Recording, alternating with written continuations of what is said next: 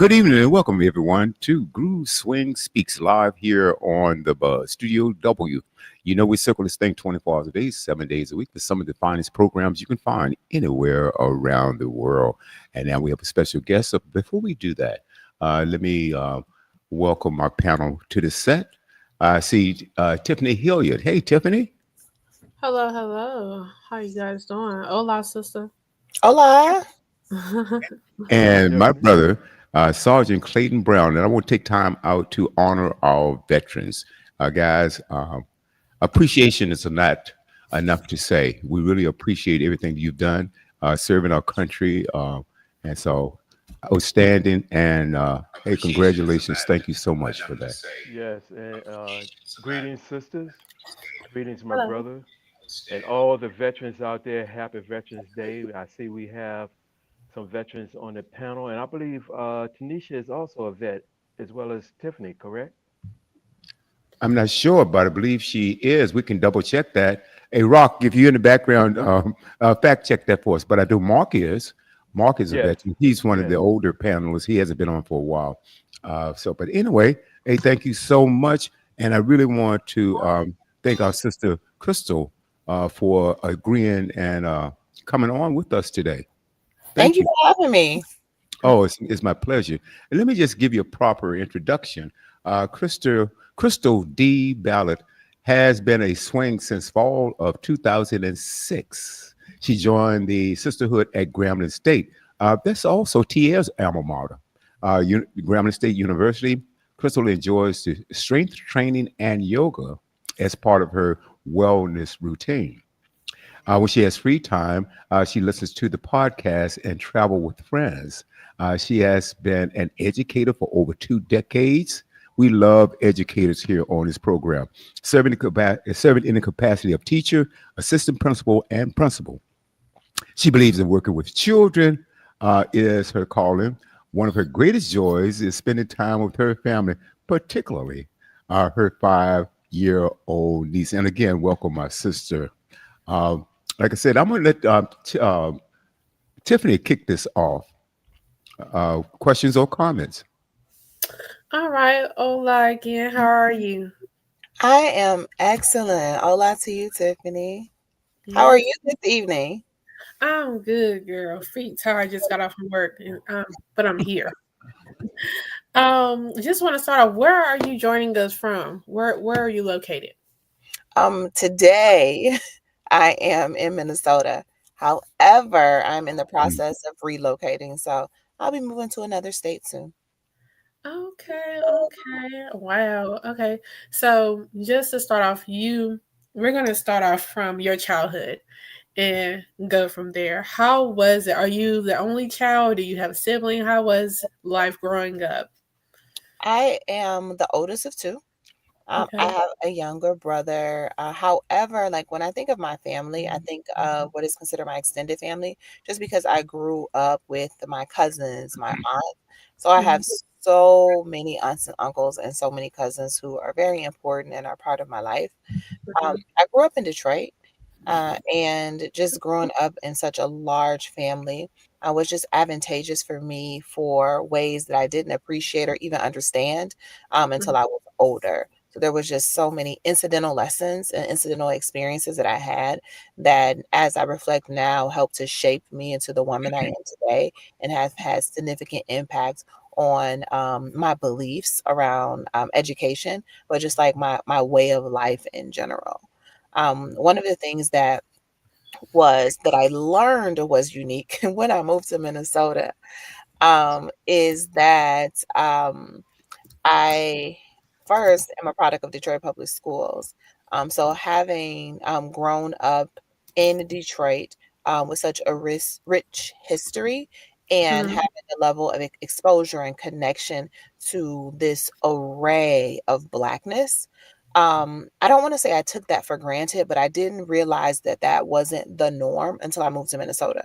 Because Mhm. after I finished school, I then went to Grambling State University, which is a historically Black college in the Mhm. northeast part of the state. So when I started to do my grad work in Minnesota, I was just like, what in the world is this? Mhm. So I, at that point, became more grateful of the experiences that helped to shape and ground me. Hmm. Okay, that is good to know. My one of my questions that I have, because you kind of brought it up that you lived in a household full of different people, your relatives and stuff. Where did the education part come from? Like, as far as like you wanted to become an educator or a teacher, did you living in a house full of people, did that have any influence on it? You know what I'm saying? Did you have to help, your family members with certain things, or was it just something outside of the family household? I think it was a combination of the two. Mhm. I really have a gift for helping and supporting people. I can remember very early on just playing school. And I imagine that most children do that because that's something that like we experience.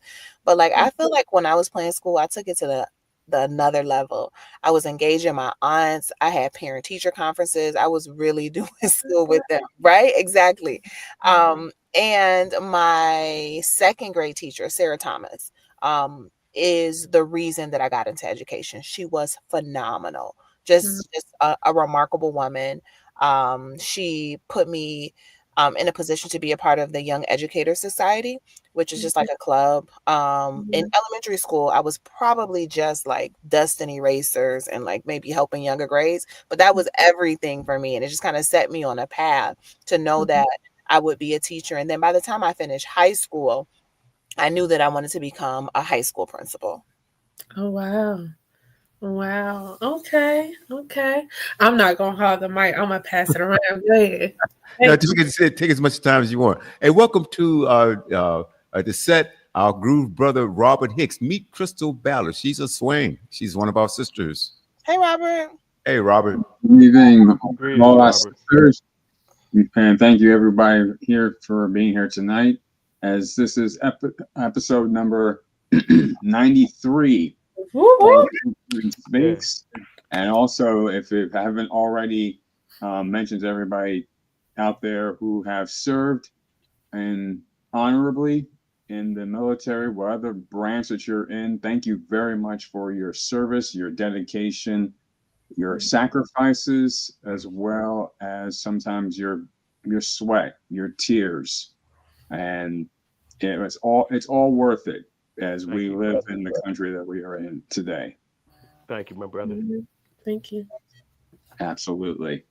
And so I see here basically, Sister Ballard, you've been a member of the greatest female organization, Swing Five Swing Social Fellowship Incorporated, since fall of 2006. Right on. Yes. Is so basically next year will be 20 years. Um, can you and see that you have went over at Grambling State University. So for anybody who is on the phone, because we do get a lot of people who listen in from Grambling as well on the call. Basically, I just wanted to send a basic shout out to everybody, all the sisters and all the brothers who have went over at Grambling. What made you interested in Grambling itself as the school of your choice? Well, I remember, goodness, very distinctly. My pre-calculus teacher was absent, and I had a substitute teacher. And I probably have some of the same ways about me as an adult that I did as a teenager. But at that time, I believed that it was necessary for me to take that class in order to get to college. So math is not an area that I feel like that I am very strong in. So I wanted to know like what made her feel as if she was qualified to come and teach my pre-calculus class, because like this is not geometry, this is not algebra. Like you need to have some advanced studies, and I'm not playing around. I'm going to college. So I need you to know what you're talking about.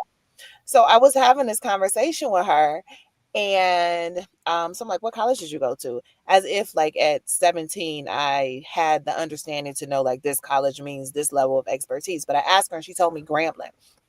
And I was like blown away because at that time I had been looking at schools in Louisiana. And so we Mm-hmm. talked a little bit about Grambling, and she was like, I'm actually going down there for Spring Fest, and you can come with me.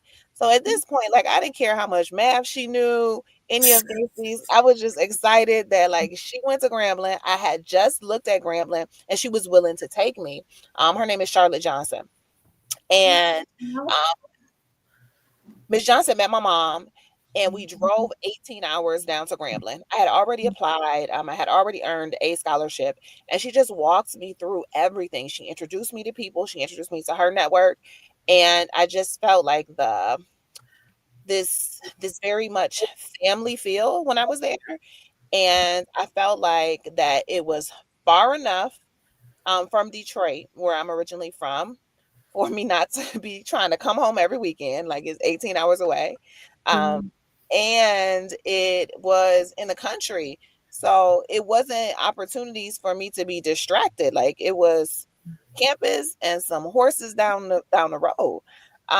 So I that was kind of like my orientation into to Grambling.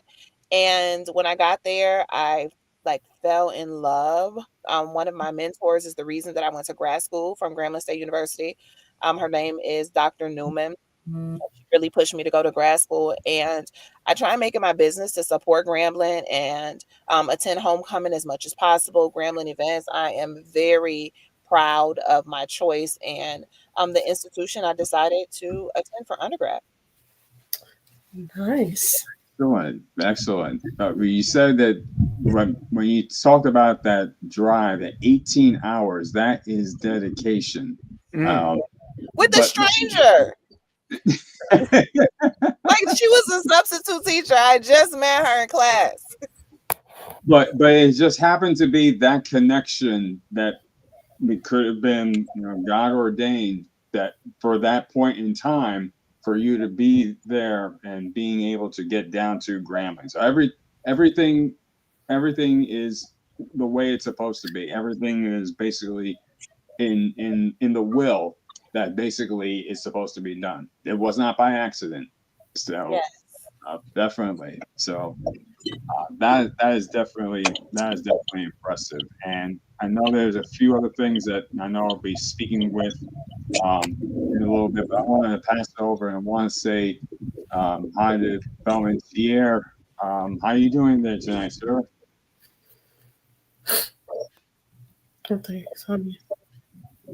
Myself available. I am on my way to the other office right now, but I'm here right now. How you guys doing? Hey, brother T. Greetings, brother. Yeah. Fantastic. Tier went to Grambling also. He went over Pledge Groove in Grambling. What year was that, Tier? I pledged in '97, and I was the chapter president down there. I pledged the semester before mine. Yeah. I understand. And I sent you a text message because our sister here, she pledged or went over in 2006, and she's an educator. So I know you're busy right now driving. Really appreciate your dedication. By the way, Tanisha is a vet. We just found out from Rock she is a vet. Yes.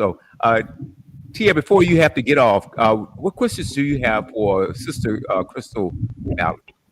Well, I wanted to tap into her experience as a teacher. I, in another world, tried substitute teaching at one point, and this was way out. You guys don't really know where the high desert is, but it's kind of far from the city, and I had a problem when I was substitute teaching because I always had like some knuckleheads in the class that didn't want to learn, and they wanted to interrupt the learning for other people. And it started getting to me because the most depressing part about it was that 9 times out of 10, it was a Black student that was effing up the education for everyone else. And I just wanted to know, I wanted to hear Crystal's experiences with it. And do you run into any problems similar to that? Great question. And it's so good to see you. Mm-hmm. I think that education, especially in a K-12 setting, is built on relationships. And because it's built on relationships, it creates a disadvantage for substitute teachers because they don't have the relationships, the rapport. And that's particularly important for Black children.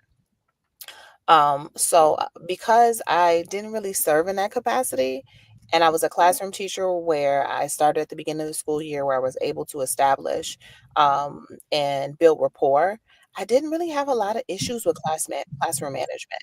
Now, with that said, there's an understanding that children are children. So there are some developmental things that are appropriate that will happen in the classroom just because this is who they are at this stage of life. But I didn't struggle with that or really have any issues. I think one of the unique experiences for me, I taught in Louisiana, I also taught in Minnesota, and I probably had like youth on my side. But one of the things that stood out to me, I remember I was in sixth grade, and this young man, um, his name was Jerome, and I don't remember exactly what was going on, but what stood out to me was like, he was like, "Miss Ballard, we like you because you're not scared of us." Now, keep in mind, I'm teaching sixth grade, right? So this means like at some point in his life as an elementary school child, whatever has happened has positioned him in a way to make him believe that adults are afraid of him. So I remember that standing out, and it just was so important to me to like remain in education and just like realize, although like it is a lot of work, it requires a lot of your personal time, it requires a lot of your personal money, but like the value of Black children seeing Black educators is priceless. I remember maybe 2 years ago, there was a young lady that I taught in eighth grade, and she is 26 now. And I remember like her coming to the school, and I came into my office, and there's like this gift bag with all this stuff on it. And I'm like, who is this from? Like, who put this in my office? He was like, somebody came up here and put it in your office. So I open it up, and it's like one of my former students that tells me like how much it meant to her for me to be a Black woman and her teacher, and how that impacted her life. And I remember her running out of the school because I'm like, where did she go? Like, this is one of my favorite students. Um, and I ran out of the building, and she was walking to her car, and we just had an opportunity to talk briefly.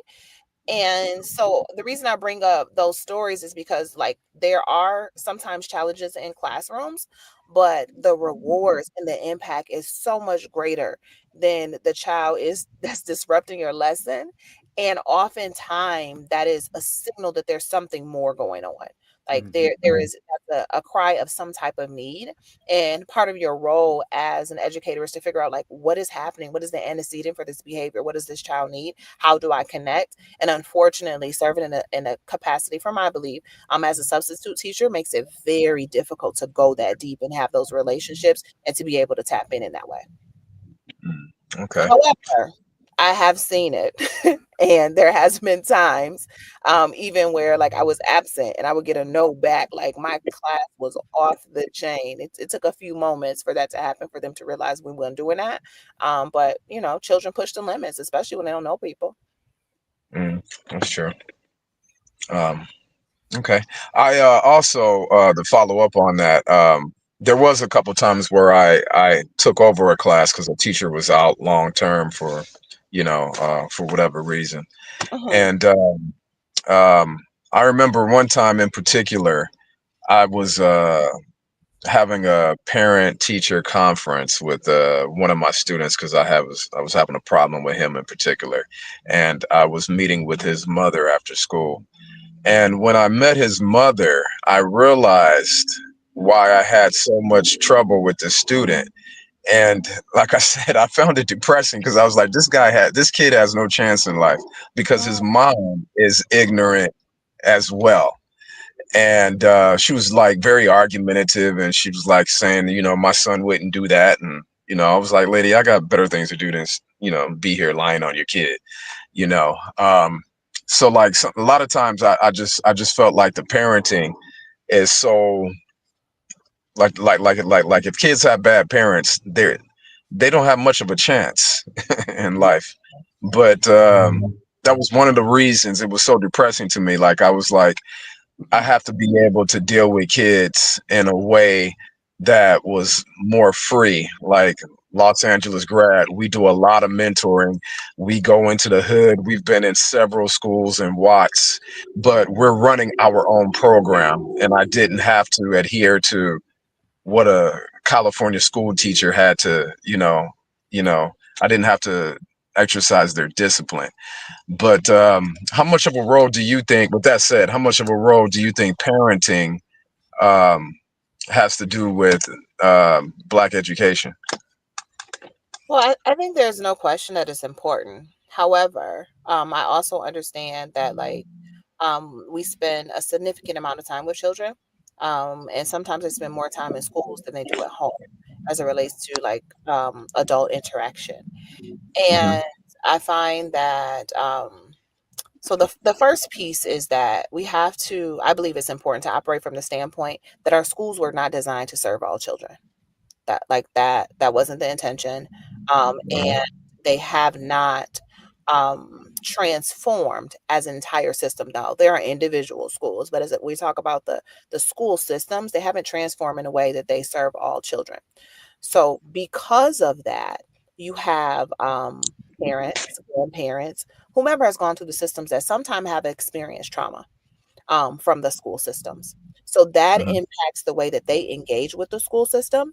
But then there's other stressors that exist, just environmental stressors, the way that we grow up, what happens in our community that impacts our ability to engage with our own personal children in what could be quote unquote a healthy way. And sometimes that is like we do what our experience has been.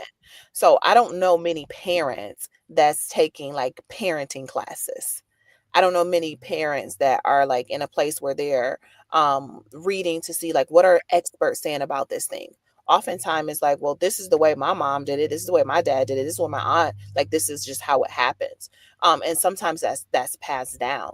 I think it's very important for us, like as a community of Black people, to really tap into ACEs and to think of the adverse childhood experiences that we've had that impact the way that our brains develop. And when you have those so many when you have high ACEs scores, it just impacts the way your brain develop. And when you are in situations where your cortisol is elevated over time, that's that fight or flight. And it gets to a place where your normal is not really the normal. So your fuse is short, and then you start throwing in other things that are happening. I mean, the political climate today, those things sometimes create hurdles for parents to show up as their best self.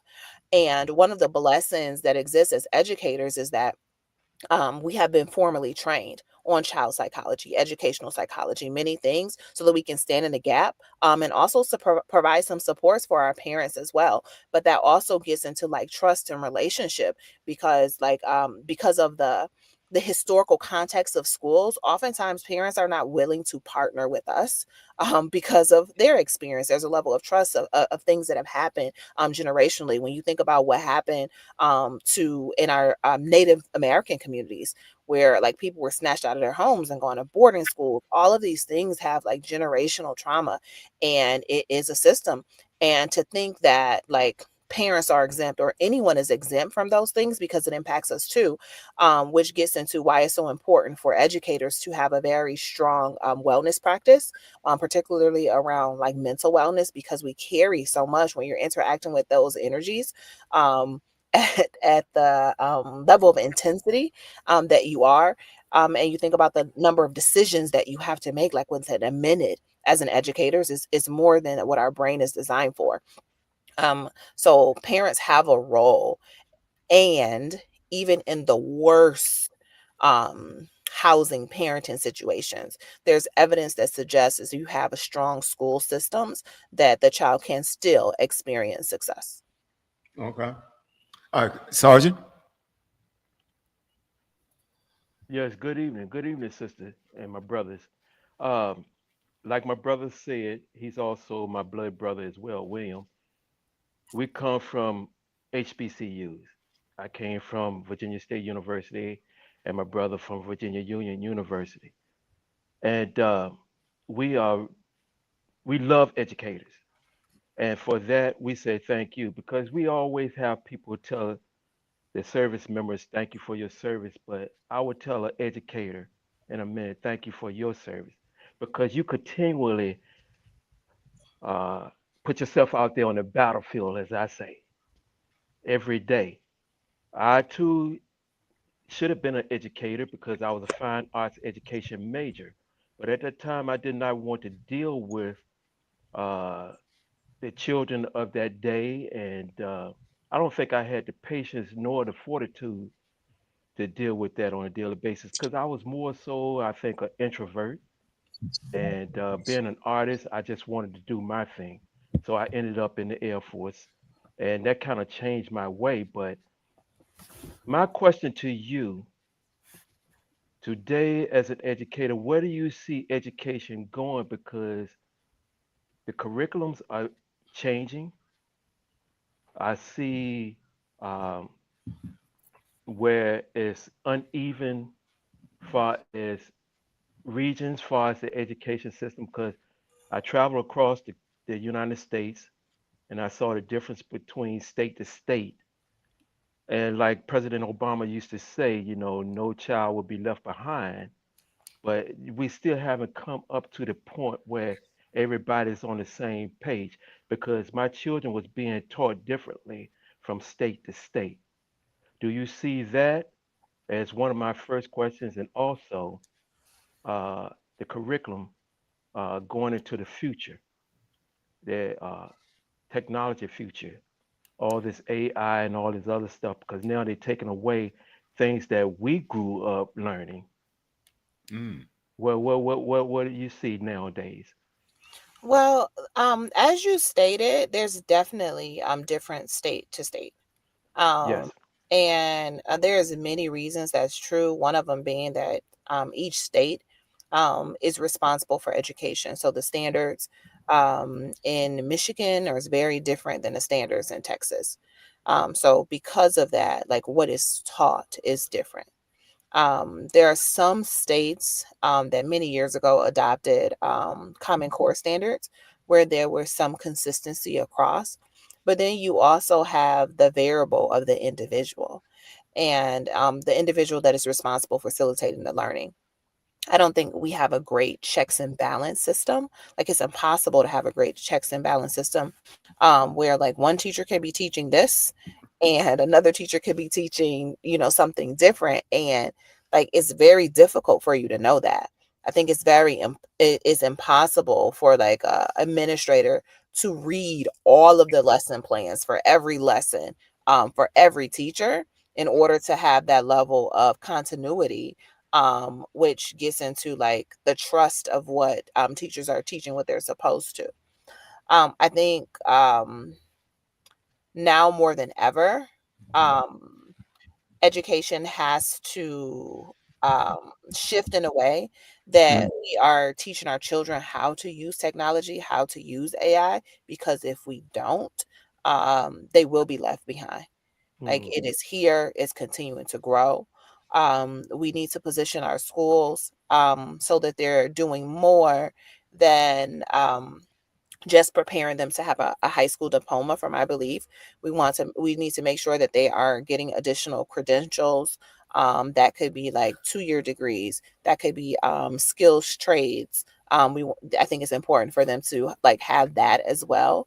And I really think that we need to do a better job as like creating more pathways for entrepreneurship, because there's we want children to be more self-sufficient when they become adults.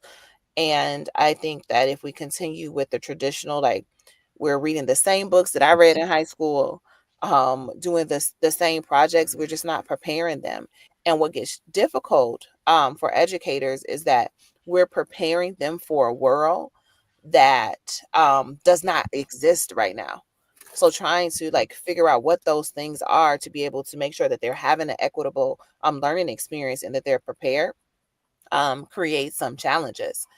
I I mean, and I often wonder, like, what is the responsibility for learning and education outside of the K-12 system?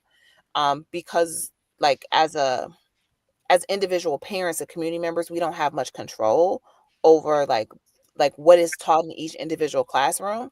So I wonder, like, what role does community play in making sure that some of the things that are being taken out of schools are not missed, and there's still exposure, there's still understanding of historical context and historical framework, because I believe when we do that, it's very dangerous. I mean, I'm just looking at, I'm sure you all have seen it too, just how even the digitizing of text creates opportunity for things to change so fast, and it gets into a space where you don't know what is fact, what is opinion, what is the historical context, and sometimes you have to talk to individuals that had the experience to really understand. As I said before, I'm like in the process of relocating, and I was going through, I actually have some physical like newspapers for significant things that were important to me. And I don't know like what it was at the time period. It was like, let me get this newspaper. So I'll have it. So I just wanted to have it, with the understanding that things were digitized, but I'm thankful that I have those things now. And I'm watching how fast the technology is impacting, the just the thoughts of people, what is true, what is not true. Um, and Yeah. I feel like I'm talking in circles, but there's one more point I want to bring. Like teaching children how to discern those things is a skill that's going to be so necessary because they're infiltrated with so much information, and a lot of it is misinformation. Right. That is so important. Do you see yourself staying? You're right now in the K through 12. I Do am. you see yourself advancing into the college level or further, or you want to stay where you are? I think that there is opportunity for me to move into higher ed.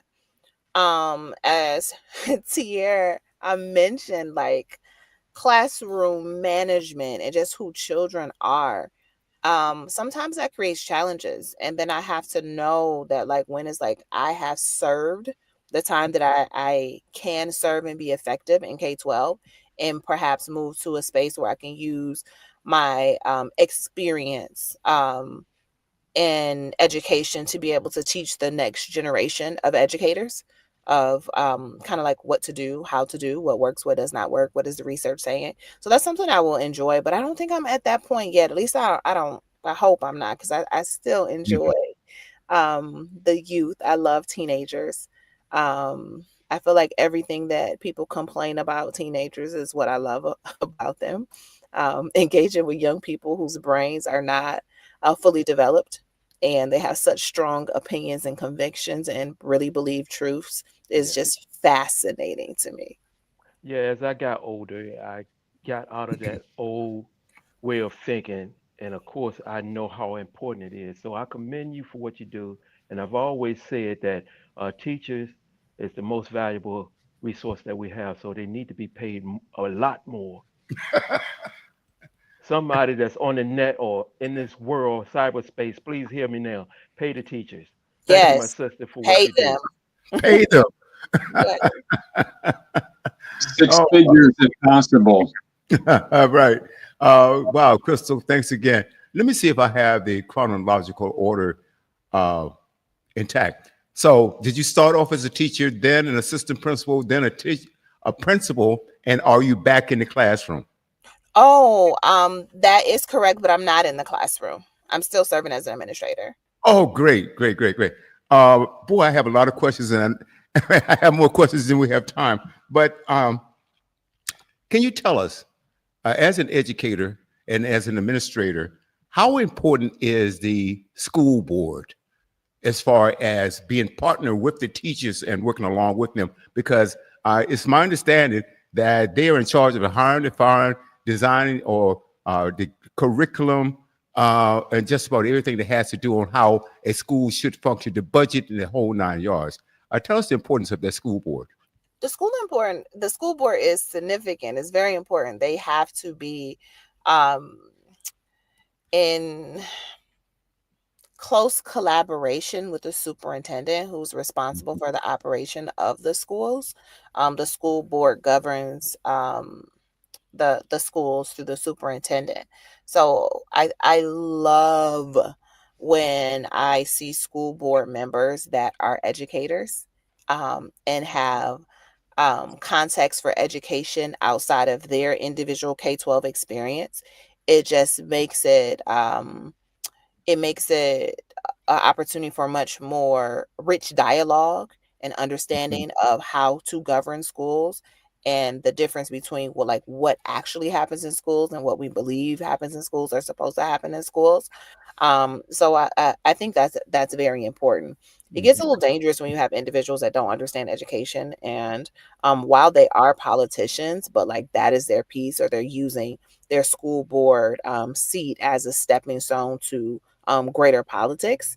Mhm. I just think that gets dangerous because you're responsible for policy and understanding the impact of policy before implementing policy um, that has significant impact on the educational experience. So it's very important, and it's very political. It's a great question because oftentimes people kind of exclude the local school board from the conversation around like outcomes and what's happening in schools, but that they're a significant component, and it serves the community well when they're educated around like who these individuals are that are responsible for the schools. Right. As a matter of fact, I think it was a couple of years ago that I had a young lady on. She was an educator. As a matter of fact, she had gotten her doctorate in education, and to my knowledge, to my best recollection, and she was running for school board, and the other members of the school board, they weren't educators, like you said, they are politicians, and they use the school board as a stepping stone for higher uh, levels, or getting at deeper or higher levels in politics. So I couldn't agree with you more. If they don't understand education, or they haven't been involved in that, so how could they really help design proper programming or curriculum for our youth? My next question, and when Tia was talking about young children, and I'm gonna paraphrase a little bit, how some of them are out of control, and then the parents, and when you meet with the parents, you see, wow, this apple didn't fall that far from that tree. But you, as an educator, some of you, a lot of great educators out there, they have the skills to be able to reach that child. What is your approach? Do you say maybe a one-on-one, call the child in and say, "Hey, let's talk. I understand that something is going wrong. You can talk to me." I mean, what is your approach to breaking that chain, so to speak? Or you mentioned something about cortisol. Now, my understanding of cortisol is a toxin, and you was talking about how the cortisol levels reach, and they're out of control, and we know the opposite of that. I believe is serotonin, if I'm correct about that. How do you reach that, say, that troubled child, and what do you find out after you sit down and you really talk to them about what's going on? So my experience has led me to believe you have to make a connection first, and sometimes you have to address the issue by like learning more about the person before you're able to address the issue. So making the connection around like what they're interested in, what they're passionate about, the reason they come to school every day. And when you make that investment to learn more about them, then you can start to tap into like what concerns may be. It's like children need to feel safe. Mhm. Like you just have to just have to feel safe. And a lot of that safety has to do with like trust and relationships. So I don't think it's effective to just come in and say like, "Hey, I am an adult. I have X number of degrees, and this is what's going to happen," because it just doesn't go well, and it doesn't make it's not a it doesn't create a positive experience for you as an educator or for the child. Um, Mhm. one of someone told me before, and it's just an old adage, is like people remember how you made them feel. And I can think about like the ways, like even to this day, that my experiences in school as a K-12 learner, like how certain experiences, how certain individuals made me feel. So I'm always mindful of that. When I engage, even when I'm frustrated, and I'm upset because expectations haven't been met, and I've been talking about this expectation for 4 weeks now. And sometimes I have to, like, because like I'm human as well. Like a lot of times I tell like children like that, like, listen, I am so upset with you right now. However, I'm also angry. So I need you to wait until I calm down because I don't want to make decisions or have a conversation with you while I'm angry. I think as educators, everything that we do has to be learning and teaching. And even those moments where when we're redirecting, we have to create the space for education as well. And that means emotional regulation and modeling that, which gets into managing the social emotional needs of children. It can't just be content, but there's what we consider like soft skills that you have to model and sometimes explicitly teach. As an administrator, I, of course, don't have as many connections that I used to have when I was in the classroom because I'm engaging. At that point, I was engaging for at least 60 minutes every day, versus 5 minutes in the hallway, or if you come to my office because something isn't going right. But I do make it my business to make sure that I'm visible, and like present in extracurricular activities because that helps to break the ice when you humanize yourself outside of your role so that ultimately you can support them, because even when you're trying to redirect, it's really about supporting to help them learn and grow. Oh, great. My last question before I toss it over to Tiffany. Um, I been reading and hearing, seeing little YouTube clips about certain school districts in different states. They're talking about posting the Ten Commandments. Now, I know there are a lot of believers out there, and I understand you might believe. I, don't- my personal feeling is I don't think that should be posted in school because you may have other children that the families practice other religions. And also, I just saw something last week that this particular district and the school board decided they wanted this particular district to teach from the Bible. Do you have any thoughts about that, or what's your positioning on that? You're smiling a little bit, uh, or or do you feel comfortable talking about that? Um, hmm. So one of the things I mentioned before was about safety. And I think that there are specialized schools that exist for families that have the right to choose whatever education that they want. So if I would like to send my child to a school where this is the philosophy as it relates to religion and religious practices, families have the opportunity to do that.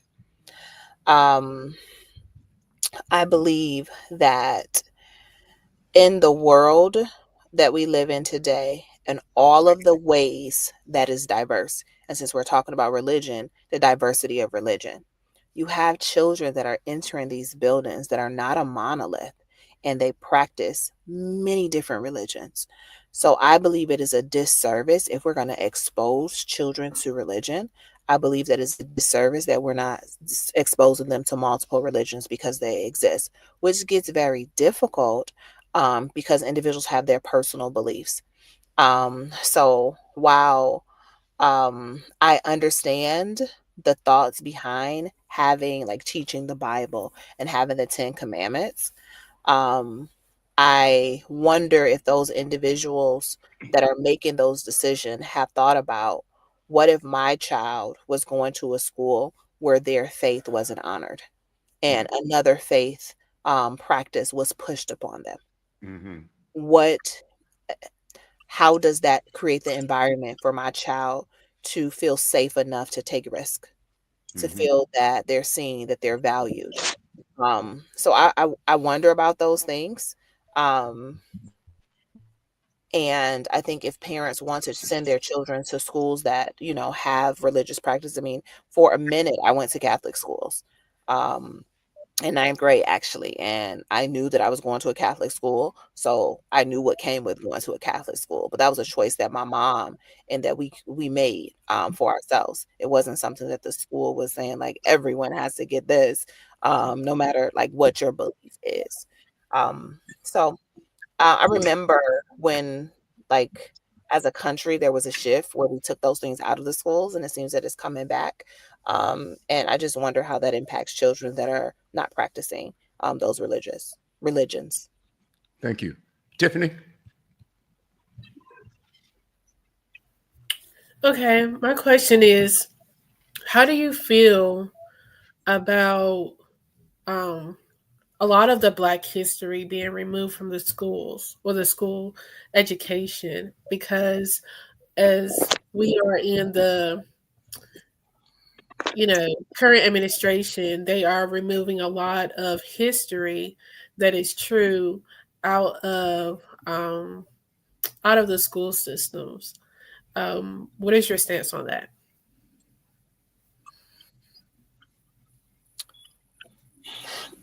I think it's sad that that's happening. It's disheartening in many ways. Um, and I wish there was enough time and dedication to curriculum development for children to learn about like the diversity that exists in our country around many different groups as Mm-hmm. it relates to race. Um, one of the things that was happening recently in my school was like we were bringing in Chicano studies. And one of the things that thought would be like I thought it would be brilliant, but one of the things that I thought would be significant as it relates to like children seeing themselves is if we taught US history specifically from multiple perspectives. So like what is the African American perspective or the Black perspective of US history?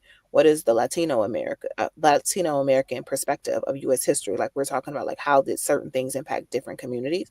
And I feel like when we teach history from one lens, when there's multiple perspectives or we're removing things, it just puts our children at a disadvantage to be connected and feel that they're a part of something greater. Mm-hmm.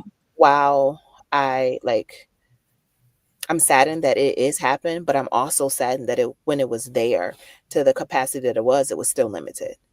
So there are significant components of like history that I didn't learn until I finished K-12 education. That's because I wasn't Mm-hmm. interested in it. And I say that with the understanding that it is impossible to teach everything that is significant in a K-12 system. That's true. That is true. I'm going to pivot a little bit from the education questionings. Since we know that you are a member of Swing Five Swing Social Fellowship Incorporated, one of the best organizations in the land, can you tell me how did you journey into becoming a member of Swing? Like, what got you saying like, okay, what brought you interest into swing, and how has that shaped you as more so of an individual, as a woman, and as maybe even as an higher ed educator? Well, I learned about swing at Grambling. Before going to Grambling, I had no idea like what swing was that exists. So I learned about it at Grambling. And what was attractive to me about swing was the closeness of the sisters on campus. I found Mhm. that there was what I observed was true connections in meaningful relationships. I found that like sisters really knew each other. They knew extended family. They knew each other's children. And I just believed that it was like the name of the chapter of Grambling it essentially translates to the truest sisterhood. Um, Mhm. so I found that like that's that was happening. And my process in becoming a swing, I learned so much about myself Mhm. and gained so much confidence. I tell all the people all the time, like I used to be like terrified to speak publicly. Like that was not my thing. Like it just wasn't. And through my experience with swing, I had so many opportunities and support that like it's just second nature. And I guess Mhm. I'm in a field where I have to speak publicly all the time. It's not my favorite thing, but like the level of like anxiety that used to exist for me, like it just doesn't anymore. And Right. I am connected to amazing women Mm-hmm. just across the United States that I've developed relationships with over time that have been very meaningful for me. I love that the level, I keep mentioning diversity, but like the diversity of thought that exists in swing, uh, Mm-hmm. the way in which we show up in spaces, and there's this level of uniqueness, but connected and unity that exists. Um, I find that just refreshing. Mm-hmm. I love, love, love, love meeting new sisters and being connected to them. I love to watch our sisterhood grow. Mm-hmm. So like that's part of the reason. Um, Mm-hmm. and since I've become a swing, I feel like I continue to develop and learn and grow as a woman. Yeah. I can totally agree with what you just stated there in your sentiment, and um, also in conjunction with that, the fact that we also have a brotherhood too. Um, there have been plenty of times where I've called on them as well, and they were right there. You know what I mean? As well as some of the sisters. And like you say, it is truly about connection. And I tell my parents, all the time, I got people, somebody everywhere. They were like, girl, because I like to travel. And so normally I travel, by myself. I go, places by myself. And they be like, do you know anyone? I'm like, even if I don't, I know somebody that knows somebody. You know what I mean? So I absolutely love that as well. Yes, Okay, it's just a few phone calls, maybe a text message, and like you're connected. exactly. Like I could tell you a story where I went somewhere and I said, well, are there any people there? It was in West Virginia of all places. And they were like, yeah, we have brothers there. Met the brothers the same day. I missed my flight to Chicago. I had to stay in West Virginia that the same day I met these brothers, but they took good care of me there. And when I tell people all the time, man, joining an organization like Swing or Groove is one of the best decisions you'll ever make. I promise you. But this is not about me, though. I was just, That's the all shit. right. Speak the truth. There you go. Yeah. Go you ahead. know. But yeah. So I'm gonna pass the mic. Robert, you got it.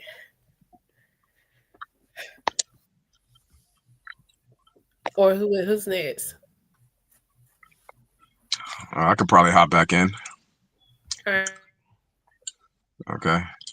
Go ahead, brother. Um, okay. I have two questions. The first one is about, and I hope you haven't spoken about it yet. School voucher programs. How do you feel about the idea of kids getting vouchers to go to different schools? And I asked that with this context. My daughter, when she was in school, she made great grades, and um, a lot of times I didn't really like the idea of her going to the school that she went to, because of course it was a split custody situation, because I felt like it wasn't a good school, and I didn't want those other bad kids like bringing my daughter down. She's a smart kid, so she needs to accelerate and go to a good school.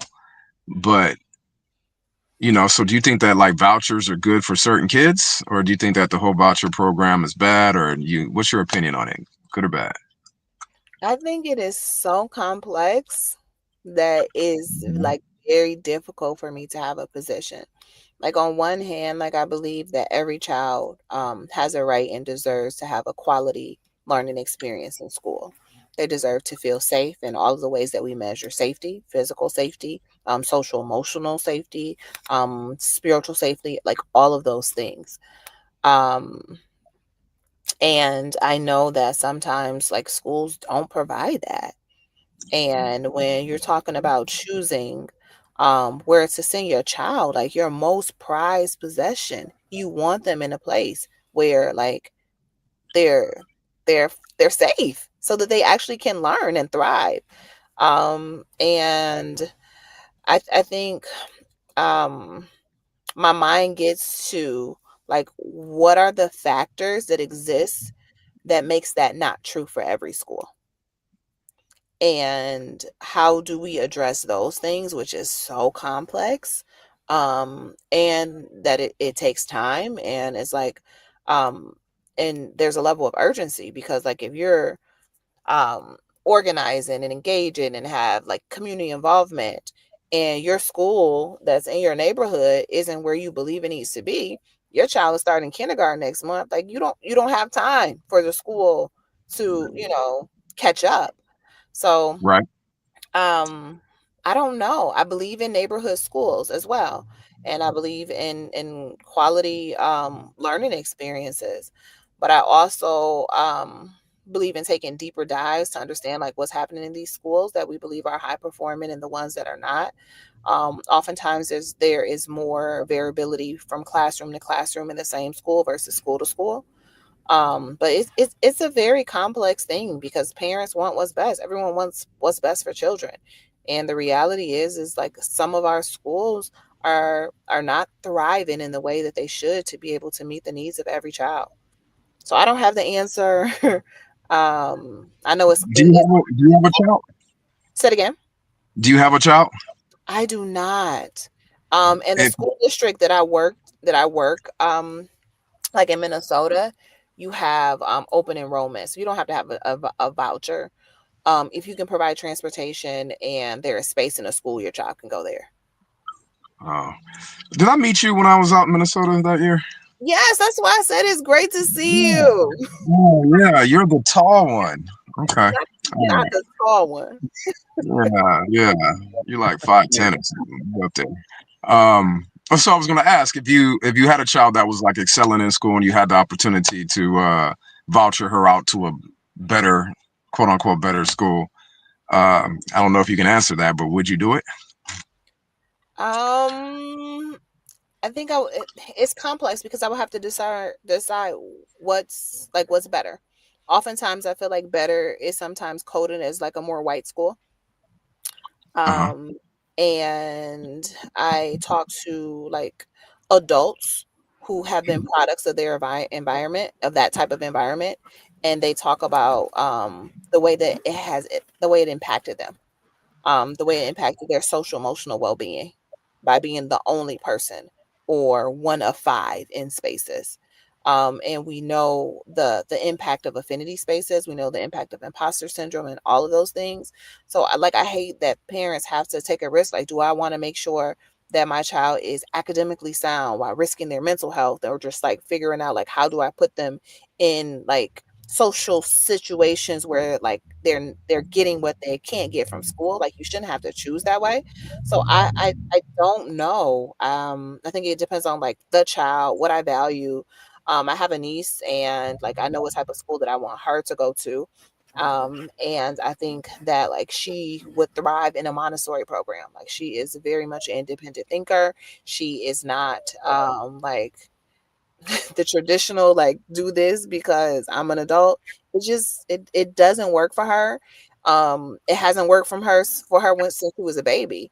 So I think it really gets to like knowing your child, knowing their needs and what the schools can provide, because some schools can't provide certain things. Every child is not going to thrive in a Montessori environment. Some kids need what is considered different structures, or more um the word that comes to mind is more rigid structures or more defined structures. And some kids may thrive in arts, and like that is what gives them life. And all schools don't have like robust art programs, and they need to be in a place where they can be creative. So I think it's more about like what school meets the needs versus like the voucher program, I think. But I don't Mm, know, it's complex. And I don't Yeah. have children, so I didn't have to like this countdown. Like, I have to find kindergarten. I got to find kindergarten. Which one is the best one? How do I know? Is this teacher that I like going to be there? What happens if they leave? Then I don't want them in this class 'cause I heard about this. And like, Yeah. I sent my daughter to a Montessori school when she was little. I can't even say it. My last question I have for you. What grades do you teach? Are you teaching like at the high school level? I used to teach. I've taught all grades. I spent the majority of my career teaching in middle schools, but I work in high schools. Okay. Um, you know, of course, I went to Grambling, and I tell people, I feel sorry for people that didn't go to Grambling, even if you went to a different HBCU. I feel sorry for you for not going to Grambling. But what do you think the reason that a lot of the HBCUs are not getting a lot of the black students? Although right now, shout out to North Carolina A&T with 15,000 enrollment, but 15,000 for HBCU is a lot. That's a whole lot. That's huge, actually. But how come you don't think that more kids are going from high school to HBCU? I don't know the reason. I imagine that there's multiple. One of the factors that I think exists is just affordability. Oftentimes you have PWIs that are providing scholarships that like people, HBCU. yeah, right, that you can't that, like you can't say no. Like, am I going to go into debt or am I going to get this free education? Um, Right. so I think that is a factor. Um, I don't know how well schools market HBCUs as well. Like I told you, I grew up in Detroit. And even when I was applying to Grambling, I don't remember if I knew that that was a HBCU. Like I don't remember if that stood out. I think I just knew it was college. I don't know. But I can say that as an educator, and we know that the teaching field is predominantly white women in general. Uh-huh. I can say that I have met educators within the last 10 years that have never heard of an HBCU. Like, don't like was looking at me like what is that?